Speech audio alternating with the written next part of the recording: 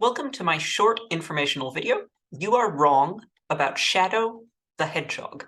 I'm Zell. Hello. Here's some quick facts. Sonic was my first video game ever. I was under 2 years old when I saw it for the first time. A slightly older kid who lived with me and was basically my non-biological sibling played it while I sat on the floor and watched. I was enamored. Being enamored with Sonic is a heavy burden, and I like to think I bear it pretty well. But I'm making a video about Shadow the Hedgehog, and I'm nearly 30 years old, so maybe not.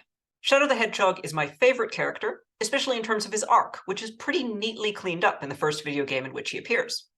He is introduced, does some stuff, discovers things about himself, and then dies. It's perfect.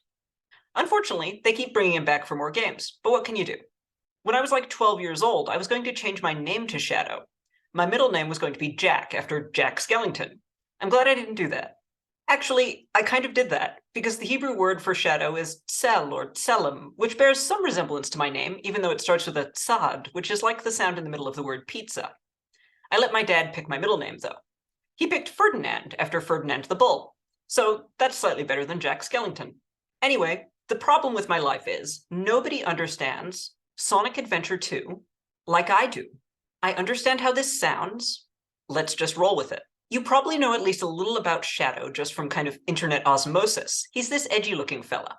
He was created as the ultimate life form by Gerald Robotnik, who's the grandfather of our beloved Ivo Robotnik, also known as Eggman. He was raised on the space colony called Ark, where Gerald did his research. While there, he met and befriended Maria Robotnik, who was Gerald's granddaughter and Ivo's cousin. I just want to say that, man, they do not look related, but I mean, who am I to judge? Anyway, Maria was killed in a government raid on the space station while Shadow watched, before he escaped to Earth. Traumatized and angry, he vows to get revenge on all of mankind for Maria's tragic death. You'll often see really delightful fan art of baby Shadow hanging out with baby Maria or whatever in happier times. The problem is that this idea of the narrative is not correct. Shadow was not created or raised on the space colony Ark. In fact, he's likely never been there before the events of Sonic Adventure 2 send him there. He didn't watch Maria die.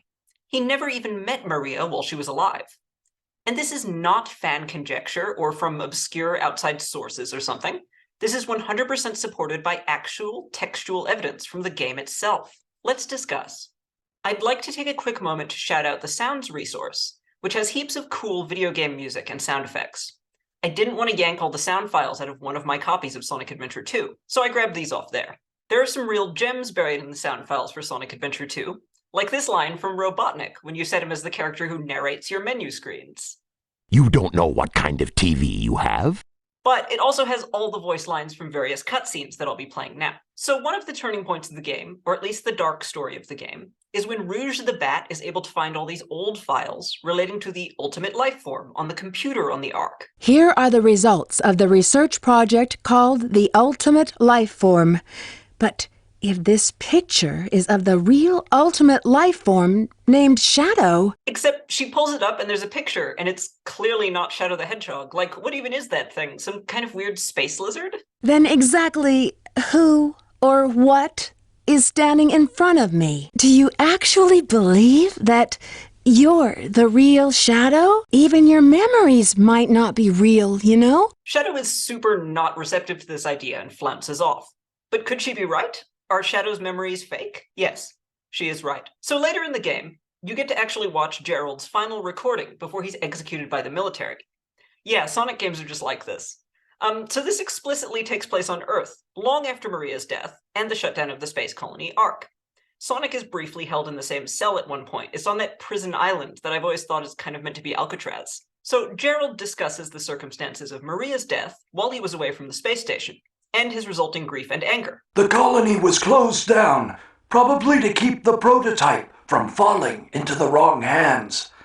The Ark was shut down under the premise that there had been an accident. I found Maria's name among those who died when the Ark was shut down. She meant everything to me, and I couldn't bear the thought that she died because of my research. I lost everything. I had nothing more to live for. I went insane. All I could think about was to avenge her. Somehow, some way. I got scared as I no longer was able to control my thoughts. All I could think about was that I wanted it all to end. Gerald also confesses that while on Earth, he was able to take his original idea of that funky space lizard from earlier and make a new creation with some of the same biological qualities, whatever those are meant to be. I think it's the ability to use chaos control or something. I don't know. I'm not really clear on this. Based on my original projections, I was able to complete my project, Shadow. I designed its mind to be perfect, pure. I will leave everything to him. If you wish, release and awaken it to the world! This is explicitly meant to be Shadow. Shadow was created as a vehicle for vengeance after the Ark was shut down, so of course he never met Maria. She had already been killed by then. Gerald was never allowed back on the Ark after Maria's death, so Shadow wouldn't have been up there either. As is repeatedly stated, his memories are totally fake. They come from Gerald. All the fan art is super cute, and I don't want to detract from it, or from people having their own headcanons. But he was never a child frolicking around with Maria. He was imbued with the essence of a bitter old man from the start, and then he was swiftly locked away, to be discovered later by Robotnik. Even if my memories are not real, it's still me, Shadow, and I will fulfill my promise to Maria. That's the only thing that matters to me now. This doesn't detract from his character arc. Shadow was created to hate by someone who has already lost everything. However, he gets to be his own person. He can remember the kindness that Maria had in her, and the potential for good she saw in other people, even though Gerald could no longer believe in it. To me, that's why he's a great character.